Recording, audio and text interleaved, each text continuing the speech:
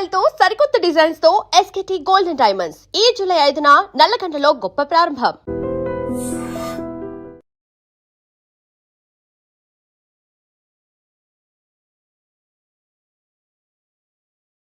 నల్గొండలో మీరు మీ పీరియడ్ 4 జరిగాయి. అది purely information exchange of fire.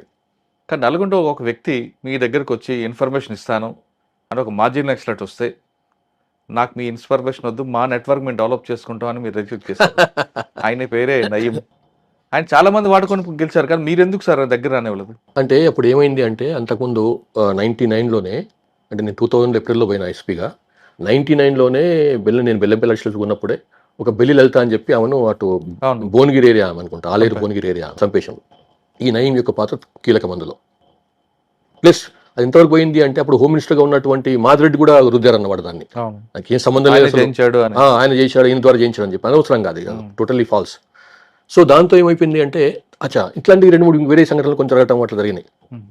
ఇట్లా సిఎల్సీ వాళ్ళను, ఏపీసీఎల్సీ వాళ్ళను ఈయన చంపడము, లేకపోతే ఈయన వాళ్ళపైన అటాక్ చేయడం. నేను చెప్పినాను, ఇట్లాంటి వాళ్ళని మనం ఎంకరేజ్ చేయొద్దు.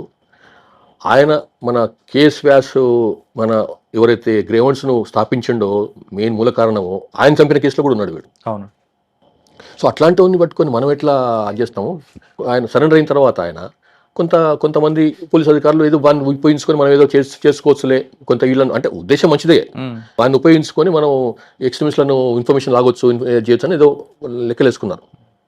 నేను చెప్పిన, నేను ఛార్జ్ తీసుకున్న తర్వాత కలిసాడండి మీ దగ్గరకు వచ్చి ఫస్ట్ మీటింగ్లోనే. ఇప్పుడైతే ఛార్జ్ తీసుకున్న తర్వాత ఫస్ట్ మీటింగ్ పెడతాం కదా మన ఇన్స్పెక్టర్లతో, డిఎస్పీలతో పెడతాం కదా, దాంట్లో చెప్పిన, నేను ఇక్కడ ఎస్పీకి ఉన్నంత వరకు ఈ జిల్లాలో ఎంటర్ కావద్దు. వాడు ఎంటర్ అయితే మాత్రం మీ ఎవరి ఏరియాలో ఎంటర్ అయితే వారికి మరి బాగుండదు, నేను మాత్రం దాన్ని నచ్చను, నాకు ఇష్టం ఉండదు. ఇట్లాంటివి మనకు చేతగా కాదు, వాడిని ఎంకరేజ్ చేసేసి మనం వాని ద్వారా వచ్చే ఇన్ఫర్మేషన్తో మనం ఆపరేషన్ చేయడం ఏంది, నేను ఎట్టి పరిస్థితుల్లో అలో చేయను అని చెప్పి చాలా క్లియర్గా చెప్పిన. ఓకే. సో కొంత పై వాళ్ళు కూడా, కొంత పై లెవెల్ ఉన్న ఆఫీసర్లు కూడా కొంత అదేంది ఇట్లా అనుకున్నారు. కానీ నేను చెప్పిన, సారీ సార్, నేను ఇట్లాంటివి ఆలోచన, నేను ఎట్టి పరిస్థితుల్లో మనం వాడిని దూరం పెట్టాల్సిందే అని చెప్పి. ఇది అయిన తర్వాత మీ సుపీరియర్ చెప్పినా వినలేదట కదా సార్ మీరు? అందుకోసమే కొన్ని నెలల పాటు నేను ఇంటర్వ్యూ దూరం ఉంది. అందుకోసమనే ఈ సెన్సిటివ్ ఇష్యూస్ అన్ని అడుగుతుంటారు, మీరు ఏదో తెలుసుకుంటారని చెప్పి నేను దూరం ఉంది. తర్వాత ఆ జిల్లాలో 2 సంఘటనలు జరిగినాయి. ఒకటి ఏదో పేరుండండి, ఆయన జిల్లా సివిల్ లిబర్టీస్ కమిటీ సిఎల్సి, ఆయన డిస్ట్రిక్ట్ ప్రెసిడెంట్, ఏదో పేరు ఉండే, అజం గోరియా కాదు సమ్ సచ్ థింగ్, అట్లా నాకు గుర్తు రావడం లేదు. కానీ ఆయన చంపేశారు ఉదయం పూట 10:30 ఆ టైంలో. ఆయన ఏదో వాళ్ళ ఏపీసీఎల్ సంబంధించిన మీటింగ్ పెడుతుంటే, భువనగిరిలోనా కాదు, నల్గొండ టౌన్లో మా ఆఫీస్ నుంచి జస్ట్ 1.5 కిలోమీటర్ కూడా లేదు. ఏపీసీఎల్ సంబంధించిన మీటింగ్కి సంబంధించిన కరపత్రాలు ఏదో పేస్ట్ చేస్తున్నట్టున్నాడు, వాల్ రైటింగ్స్ ఏదో చేస్తుంటే 10:30 ఉదయం పూట, ఆ రోజు సండే, నాకు బాగా గుర్తుంది, ఆయన మీద అటాక్ చేసి చంపేశారు.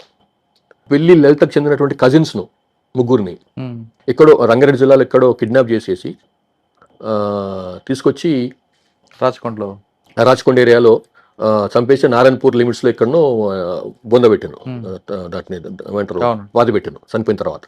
సో ఈ రెండింటిలో మాకు తెలిసిపోయిందంటే 100% ఈయన పాత్ర ఉన్నది, నయీం పాత్ర ఉన్నది, నయీముద్దీన్ పాత్ర ఉందని తెలిసేసి మేము ఫస్ట్ కేసు అయితే ఉందో దాంట్లో ఆయన పట్టుకురావని చెప్పి చాలా స్ట్రిక్ట్గా మా ఆఫీసులో చెప్పినాం.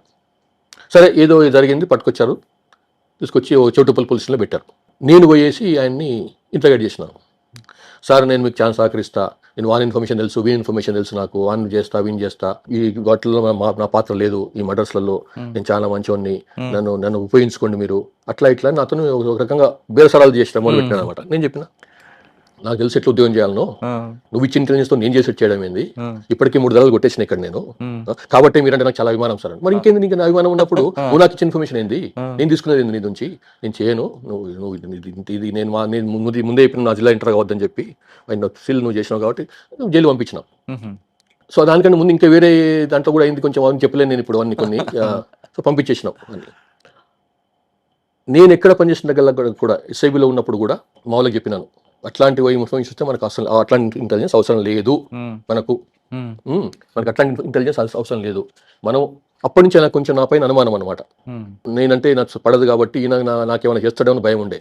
నేను ఎస్ఐబిలో పోయినప్పుడు ఆయన స్టేట్ వదిలిపెట్టిపోయినాడు, బాగా ప్రయత్నం అప్పటికే ఆయన బాగా పోలీసుల సహకారం అయిపోయిన తర్వాత ఇలా రియల్ ఎస్టేట్ పైన పడ్డాడు. ల్యాండ్ రిలేటెడ్ వాటి పైన బెదిరియడం అంటే ఎమ్మెల్యేలు ఆయనకు ముందు నిలబడరు, ఎంపీలు కాదు, అందరిని బెదిరియటాలే.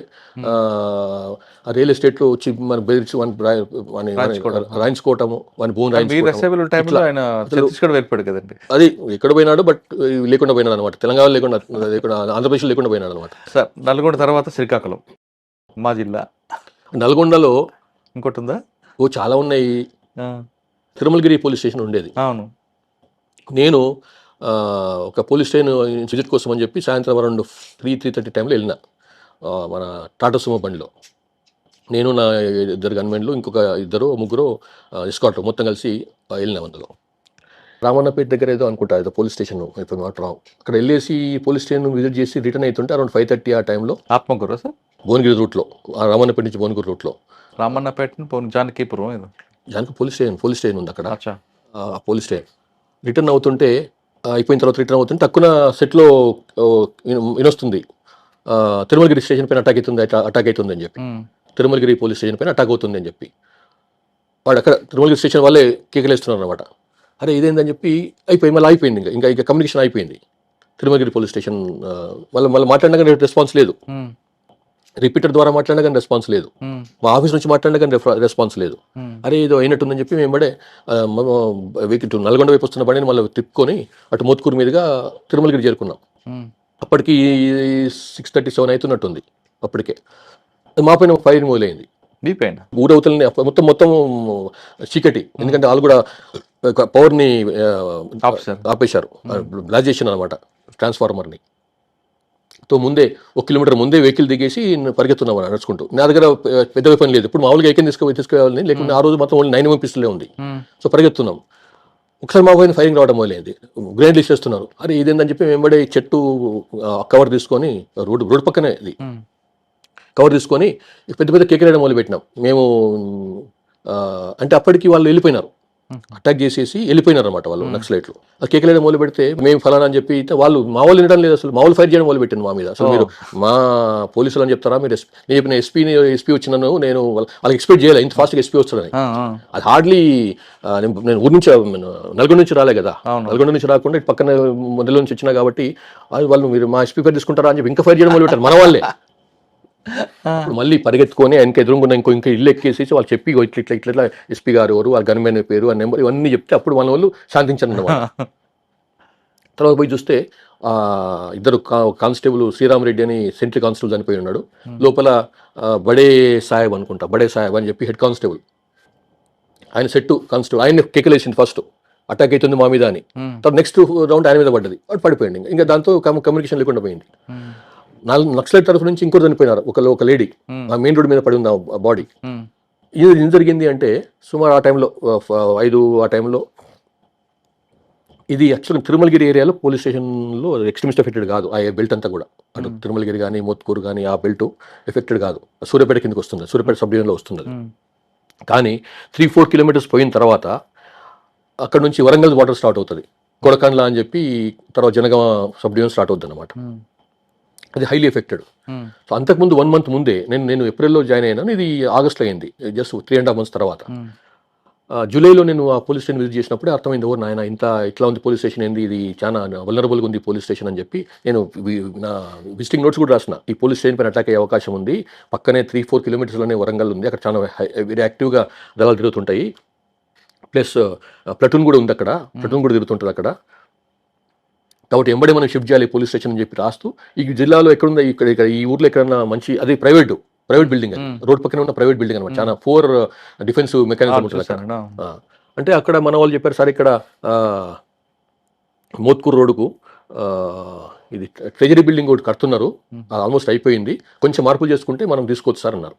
నేను పోయి చూసినాను, రాగానే పోగానే వాపసు పోగానే, అప్పుడు ఈ అటాక్ అంటే ముందు చెప్తున్నా 1 month ముందు నల్గొండ వెళ్ళిపోయిన తర్వాత కలెక్టర్ గారికి లెటర్ పెట్టినాను, ఇది మాకు హ్యాండ్ ఓవర్ చేయండి కొన్నాళ్ళ పాటు, మా కొత్త బిల్డింగ్ వచ్చేంత వరకు అని చెప్పి, కొత్త సైట్ తీసుకొని బిల్డింగ్ కట్టేంత వరకు అని చెప్పి.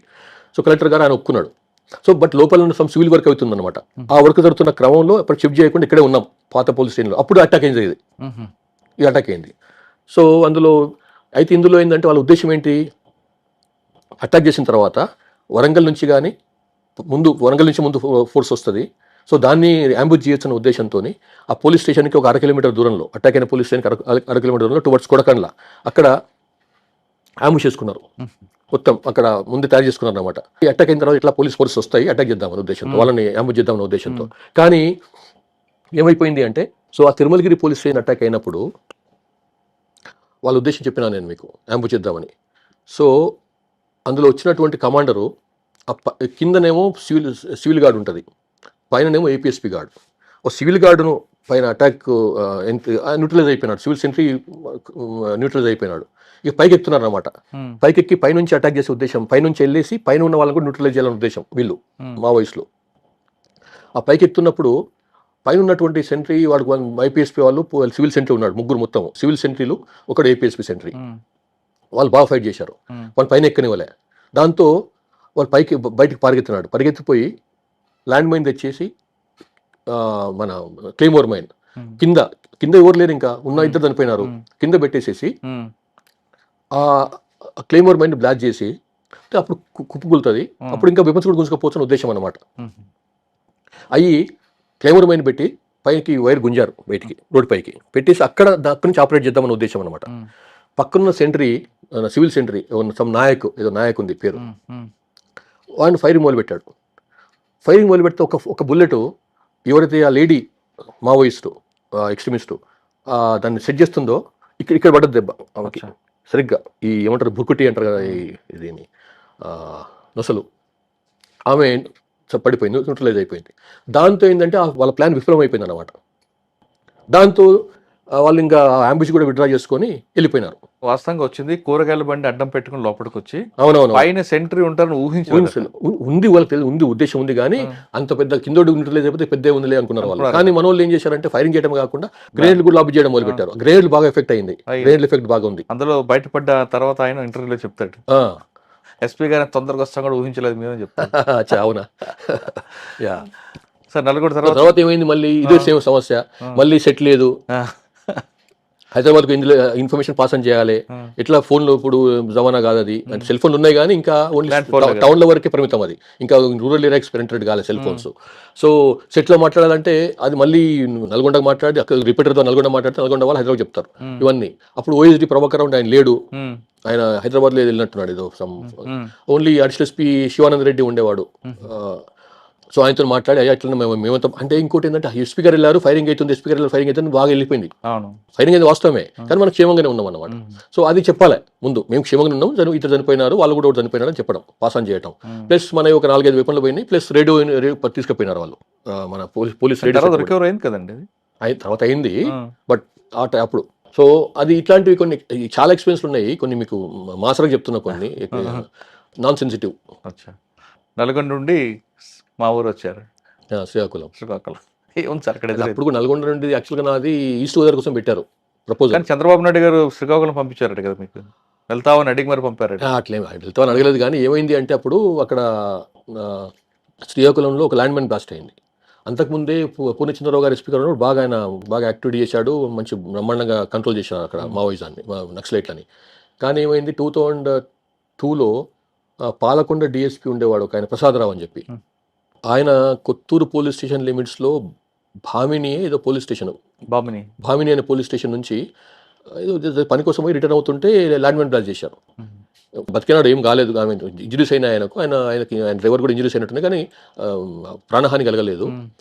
సో దాంతో కొంచెం మళ్ళీ పుంజుకోవడం మొదలుపెట్టినారు. అప్పుడే కొంత మొదలైంది యాక్టివిటీ. సో దాంతో ఏంటంటే మళ్ళీ ఇక మేబీ నన్ను ఈస్ట్ గోదావరి కాకుండా అక్కడ పోతే బాగుంటుంది ఉద్దేశం చేశారేమో, నాకు తెలియదు. సరే జరిగిపోయింది. ఈస్ట్ గోదావరి నుంచి సేమ్ గా రెడీ పంపించారట కదండి మీకు? నన్నేం అడగలేదండి, నన్ను కానీ తర్వాత అయిన తర్వాత చెప్పినాడు ఆయన. నేను శ్రీకాకుళం ఎస్పీకి చార్జ్ తీసుకున్న తర్వాత మేబీ 15 డేస్కో 10 డేస్కో ఆయన ఒక వచ్చిన రోజు చంద్రబాబు నాయుడు గారు మీటింగ్ కోసం, ఏదో ఒక ఫంక్షన్ కోసం వచ్చి నన్ను పక్కకు పిలిచి మాట్లాడాడు. మిమ్మల్ని స్పెషల్గా ఇచ్చినాము, ఇది కొంచెం కష్టపడండి, బాగా చేయండి, నల్గొండలో బాగా చేశారు, మంచి పేరు వచ్చింది మీకు, గవర్నమెంట్ కూడా మంచి పేరు వచ్చింది, ఇక్కడ కూడా బాగా చేయండి, ఇదంతా చెప్పారు. మనం మంచి సార్ బ్రహ్మాండంగా చేస్తాను అది చెప్పినాం.